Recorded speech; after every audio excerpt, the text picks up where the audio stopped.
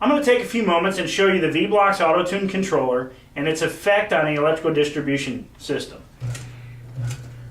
What I have here is 3 motors running. They're a 1/3 horsepower apiece, and I'm going to show you that these type of motors, first of all, are inefficient, but the V-Blox Autotune system doesn't care how inefficient an electrical distribution system is, it can work in any environment.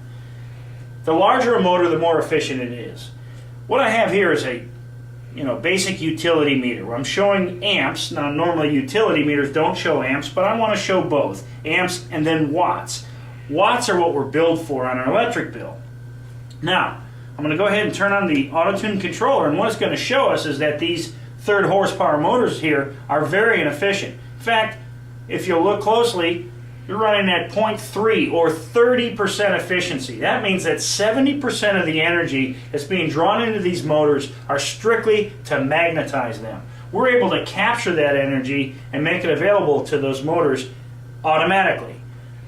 I want to draw your attention to the meter again, because what I'm going to do, I'm going to turn on the automated controller. We're running about 14 amps and about 480 watts.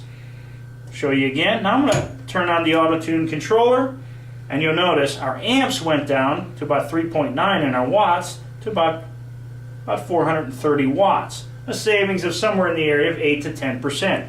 We accomplished that through line loss savings. Now, the other thing is these motors aren't having to work as hard to get that energy to themselves. The other aspect of the Autotune controller, a couple things I want you to see. What the motors are seeing is the same amps as they were getting before. They're just not having to draw it from the utility. Because this is an automated system, items change. I'm going to go ahead and turn off one of the motors and allow you for a moment to see that, hey, this is how things work in an average business or home.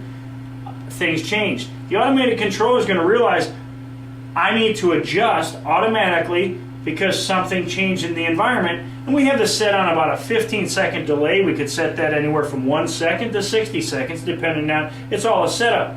But as soon as this gets to that 15 seconds, it's going to know it needs to adjust. It's going to do its best to keep this between 95% or 90, in this case, 98% efficiency. We want that efficiency always between 95 and 100%.